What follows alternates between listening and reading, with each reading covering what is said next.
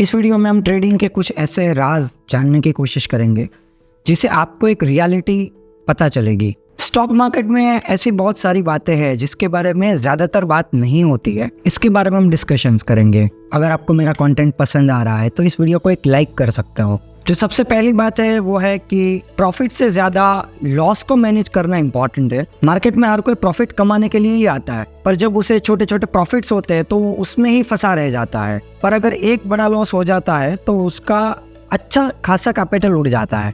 Stock market का एक secret है, पैसा बनाने से ज़्यादा पैसा बचाना इंपॉर्टेंट है, क्योंकि पैसा बनाना और पैसा बचाना दोनों कंपाउंडिंग वे में वर्क करते हैं। अगर आप कंटिन्यूअसली पैसा गंवा रहे हो तो वो कंपाउंडिंग वे में आपको इफेक्ट करेगा। मतलब कि आप 1 लाख रुपये से स्टार्ट कर रहे हो और आपका 30,000 लॉस हो गया, तो आपको 70,000 से और पैसे बनाने हैं जो पहले आप 1 लाख से बना रहे थे।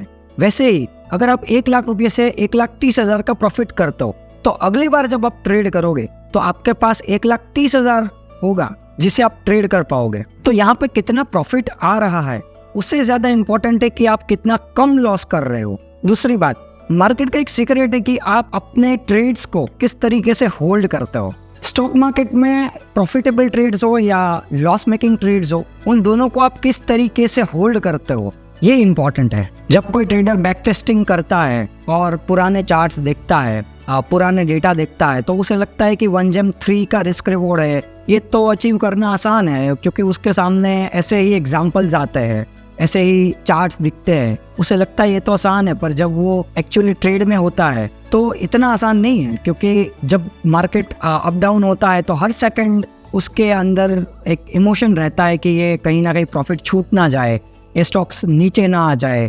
जब एक बार उसे प्रॉफिट दिख जाता है तो वो छोड़ना नहीं चाहता। तो इतना आसान नहीं है प्रॉफिटेबल ट्रेड्स को लंबे समय तक होल्ड करना, अपनी आंखों के सामने प्रॉफिट्स को वाइप आउट होते देखना।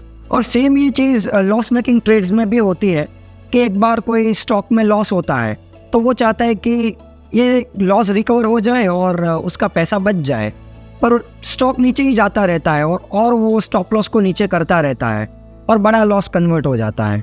तो किस स्टॉक्स को किस तरीके से ट्रीटमेंट देनी है, कितना होल्ड करना है, ये चीज़ इम्पॉर्टेंट है। ये एक स्किल है और ये टाइम के साथ ही आती है। और स्टॉक मार्केट का एक तरीका है कि आपको कंटिन्यूअसली ये फील करवाया जाए कि जो लॉस हो रहा है वो रिकवर हो जाएगा और जो विनर स्टॉक है वो आगे नहीं जाएगा।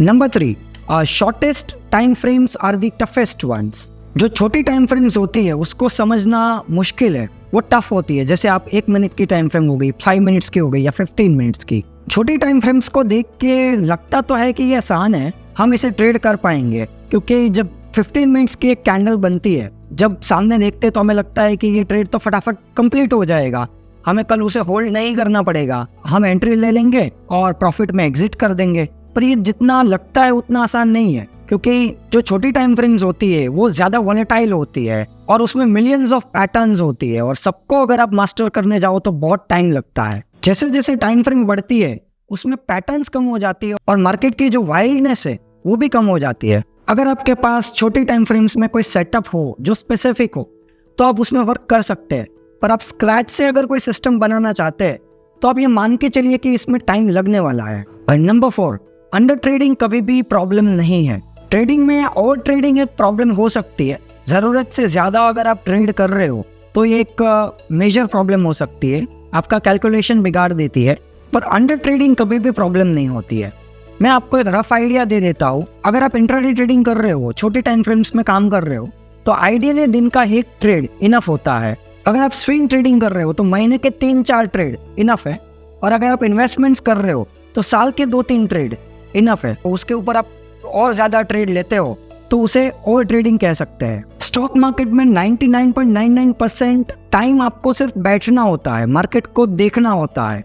रिएक्शन का जो टाइम होता है या रिएक्शन की जो इवेंट्स होती है वो बहुत कम होती है। आपको ज़्यादा रिएक्ट नहीं करना होता है, आपको स्पेसिफिक सेटअप के ऊपर एंट्री लेनी होती है और स्पेसिफिक सेटअप बहुत कम बार आता है। तो कभी कभी आपको ये लगता है कि मेरे तो ट्रेड ही नहीं आ रहे हैं, तो ये कोई गलत चीज़ नहीं है। अंडर ट्रेडिंग कभी भी प्रॉब्लम नहीं है। एक आम इंसान ये मानता है कि स्टॉक मार्केट में आओ और धड़ाधड़ ट्रेड करो, बाय सेल की एंट्री डालो, ऑर्डर डालो, मज़ा आना चाहिए। तो प्रॉफिट होगा, पर ऐसा कुछ नहीं है। एक्चुअल ट्रेडिंग जो होती है उसमें सबसे कम ट्रेड लिए जाता है। आप कोई बड़े इन्वेस्टर्स को देखोगे ना, तो उसके पास कुछ ही स्टॉक्स होते हैं, वो सारे स्टॉक्स नहीं लेते हैं, वो कुछ ही स्टॉक्स पे दाव खेलते हैं, उसके ऊपर ही रिसर्च करते हैं। या कोई कोई इन्वेस्टर्स तो ऐसे ही होते हैं जो उसका एक ही स्टॉक होता है जिसके ऊपर उसने पूरी लाइफ की इन्वेस्टमेंट्स की होती है। आप वॉरेन बफेट सर को देख लो, उसकी सबसे ज्यादा अमाउंट एप्पल में इन्वेस्टेड है। नंबर 5, अगर आप ट्रेड मिस करते हो और रिग्रेट होती है तो ये नॉर्मल है। जब एक नया बंदा स्टॉक मार्केट में आता है तो जब वो ट्रेड मिस करता है तो उसे रिग्रेट होता है, ये एक नॉर्मल सिनेरियो है। हमें क्या लगता है कि अगर हमारे सामने कोई ट्रेड आ रहा है तो हमारे लिए एक अपॉर्चुनिटी है, अगर हम मिस कर देंगे तो अपॉर्चुनिटी चली जाएगी। हम ये नहीं मानते हैं कि और भी आगे अपॉर्चुनिटी आ सकती है। हमें लगता है कि ये एक ही ट्रेड है जो मैं नहीं पकड़ पाया। और मार्केट उस तरीके से डिजाइन होता है कि आप ट्रेड मिस करो और आपको ये याद दिलाए कि तूने कुछ गलत किया। मार्केट का काम एक ही है कि वो आपसे कैसे पैसे खींच सके, और उसे सफल करने के लिए वो आपके साथ कुछ भी कर सकता है। ऐसा तो नहीं है कि स्क्रीन से बाहर आके आपको मारेगा, पर वो आपके दिमाग से खेलता है, आपकी साइकोलॉजी से खेलता है। लोग अगर बार बार ट्रेड मिस करते हैं तो उसे फोमो रहता है, वो जल्दी से जल्दी किसी स्टॉक्स को लेना चाहते हैं, ट्रेड लेना चाहते हैं, और उसमें गलत ट्रेड ले लेते हैं और लॉस करते हैं। मार्केट आपको बार बार याद दिलाता है कि तुझसे एक ट्रेड तो पकड़ा नहीं जा रहा है, तो यहाँ पे क्यों आया है। इसमें एक और प्रॉब्लम्स आती है, कोई ट्रेड आपने जल्दबाजी में पकड़ लिया और उसमें लॉस हो रहा है, तो आप क्या करोगे कि आपको लगता है कि ये फिर से वापस आ जाएगा। पिछली बार यही स्टॉक था जो मैंने मिस किया था और इस बार तो मैं उसमें से प्रॉफिट लेके ही निकलूंगा। और यही जो माइंडसेट है वो आपको बार बार लॉस करवाता है। तो आपसे कोई ट्रेड छूट जाता है और आप रिग्रेट फील करते हो, तो ये नॉर्मल है। मार्केट में अपॉर्चुनिटी आती ही रहती है, एक बस जाती है, दूसरी बस आती है। वैसे ही एक स्टॉक ऊपर जाता है, दूसरा स्टॉक भी कुछ ना कुछ टाइम में ऊपर जाएगा। अपॉर्चुनिटीज आती ही रहती है। नंबर 6, मार्केट का नेचर है आपके ईगो के साथ खेलना, आपके ईगो को हर रोज तोड़ना। आपको लगता है कि आपका ईगो स्ट्रांग है तो मार्केट में आप मत आना, क्योंकि मार्केट आपके साथ डेली खिलवाड़ करेगा। मार्केट आपके ईगो को तोड़ता है, आपको ये याद दिलाता है कि तेरी कोई औकात ही नहीं है। मार्केट आपको हम्बल बनाता है। जो यहाँ पे अपने आप को तोप समझते हैं ना, मार्केट उसको समझा देता है कि असली बाप कौन है। और इसीलिए हम बोलते हैं कि भाव भगवान है। हम भाव को भगवान का दर्जा देते हैं। मतलब जो हमें पता नहीं है, जो हम चमत्कार नहीं कर सकते, वो भाव कर सकता है। मैं अपने एक्सपीरियंस से ऑनेस्टली बोलूँ तो सच में जो भाव जानता है वो कोई नहीं जानता। अगर हर जगह नेगेटिव न्यूज़ है, जीडीपी सही नहीं है, युद्ध हो रहा है, पर फिर भी भाव ऊपर है, तो उसका मतलब है कि कुछ ना कुछ सही हो जाएगा। आगे का टाइम इतना खराब नहीं है जितना आज लग रहा है। भाव को सब पता है। तो कोई इंसान ऐसा सोचता है कि मैं मार्केट को कंट्रोल कर लूंगा और अपने हिसाब से ट्रेड करूंगा, तो ऐसा नहीं हो सकता। Number 7, there is no easy money. Stock market में इजी मनी जैसा कोई कॉन्सेप्ट है ही नहीं। कोई बंदा अगर नया स्टॉक मार्केट में आता है और उसके 2-5 ट्रेड सही हो जाते हैं तो वो अपने आप को 30 मार का समझने लगता है। जब कोविड की रैली आई थी और उसके बाद छोटा बच्चा भी अपने आप को पोर्टफोलियो मैनेजर समझने लगा था, पर अगले 2 साल के मार्केट को आप उठा के देख लो, हर किसी को अपनी नानी याद आ गई थी। तो मार्केट से ऊपर कोई नहीं है। लोग बोलते हैं ना कि स्टॉक मार्केट में तो कोई मेहनत नहीं है, आसान है। ऐसा नहीं है, यहाँ पे भी मेहनत करनी पड़ती है। जब आपके पास उतना पेशेंस होता है तब स्टॉक्स को होल्ड कर पाते हो। डिसिप्लिन होती है तब रूल्स फॉलो कर पाते हो। दिमाग होता है तो रूल्स बनते हैं, सिस्टम बनती है। ऐसे ही सिस्टम नहीं बन जाती। ऐसे ही पता नहीं चलता कि ये स्टॉक ऊपर जाने वाला है। सालों का एक्सपीरियंस लगता है, तब समझ में आता है कि किसको किस तरीके से ट्रीटमेंट देनी है, किसको होल्ड करना है, किसको छोड़ना है, किसको कितनी पोजीशन देनी है, कितना इन्वेस्ट करना है। ये जो सारे डिसीजंस होते हैं वो एक्सपीरियंस और टाइम के साथ इम्प्रूव होते हैं। स्टॉक मार्केट में इंसान को इतना तोड़ा जाता है कि उसके बाद वो कभी कभी तो खुद महसूस करने लगता है कि मैं प्रॉफिट कर पाऊंगा कि नहीं। चाहे कोई भी इंसान हो, यहाँ पे आपको यूनिवर्सिटी फीस देनी ही पड़ती है। शुरुआत के 1-2 साल लॉस होता ही होता है। अगर आप इस लेवल पर रिस्क ले सकते हो तो मार्केट में काम कर सकते हो। पर अगर आप ये सोच के आ रहे हो कि मार्केट में तो इजी मनी है, आसान है, टिप्स से काम चल जाता है, किसी ने बोल दिया तो मैं प्रॉफिट कर लूंगा, ऐसा कुछ भी नहीं है। एक और चीज मैं आपसे कहना चाहता हूँ कि यहाँ पे इजी तो कुछ नहीं है, पर सिंपल जरूर है। अगर आपके पास सिंपल स्ट्रैटेजी है जो इफेक्टिव है तो आप अच्छी तरीके से काम कर सकते हो। ज्यादा कॉम्प्लिकेटेड स्ट्रैटेजी ज्यादा परेशानी खड़ी करती है। Number 8, real trading is boring. एक टाइम के बाद मार्केट में आपको कुछ नहीं करना होता है। 99.99% टाइम आपको बैठना होता है, अपने स्टॉक्स को देखना होता है, अपने सेटअप की वेट करनी होती है। और जब भी आप ट्रेड में हो तो आपको एग्जिट रूल के हिसाब से वेट करना होता है। एक बार आपकी ट्रेडिंग सिस्टम बन जाए और रूल सेट हो जाए और कंटिन्यूअसली प्रॉफिट आने लगे तो उसके बाद आपको कुछ नहीं करना होता है, सिर्फ बैठना होता है, वेट करना होता है। यहाँ पे आपको सबसे कम रिएक्शंस देने हैं, इसीलिए इंटरनली बाय नेचर आप स्टेबल हो तो ही आप टिक सकते हैं। Number 9, trade execution is the secret.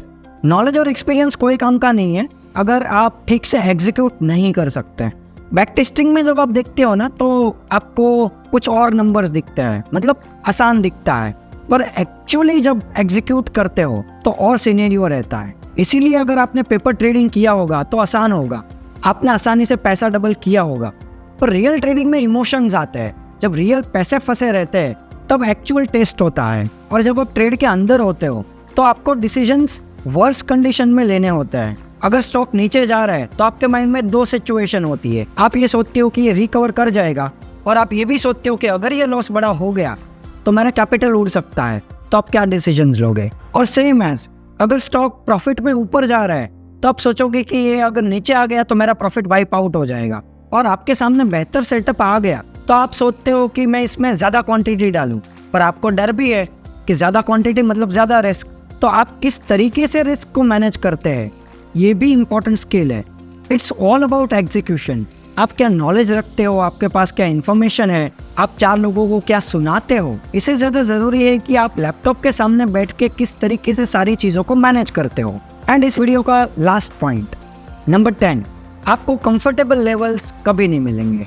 Market में आपको जब भी ऐसा लगे ना कि ये कंफर्टेबल लेवल्स है, मैं तो हर बार राइट एंट्री ले रहा हूँ, मैं तो हर बार प्रॉफिट ही कर रहा हूँ, तो आपको एक बार सोच लेना चाहिए, क्योंकि मार्केट आसानी से पैसा नहीं देने वाला है। ये मार्केट का ट्रैप हो सकता है। यहाँ पे कुछ भी कंफर्टेबल नहीं है।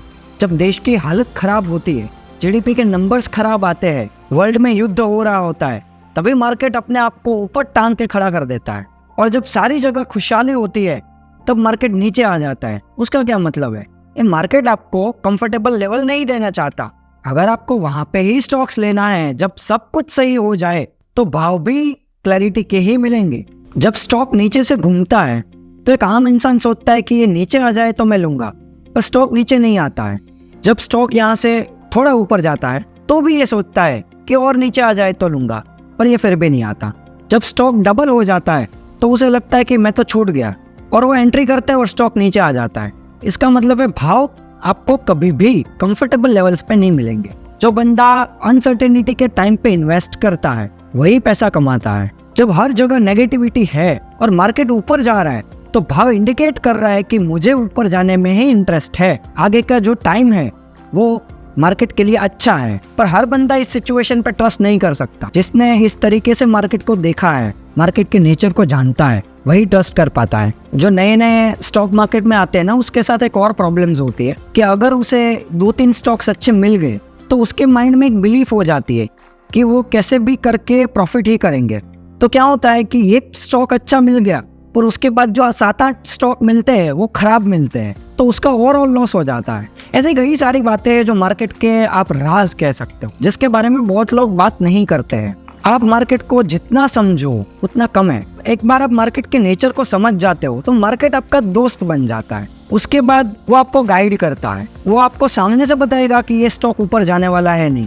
आप इतने एक्सपीरियंस हो चुके होंगे कि आपको मार्केट की हर चाल समझ में आ जाएगी। तो ये सारे डिस्कशंस के बाद अगर आपको ऐसा कंटेंट हेल्प कर रहा है, आपके ट्रेडिंग करियर को एक नया डायरेक्शन दे रहा है, तो इस वीडियो को आप अपने दोस्तों के साथ शेयर कर सकते हैं और इस वीडियो को एक लाइक कर सकते हैं। Thank you so much for watching this video.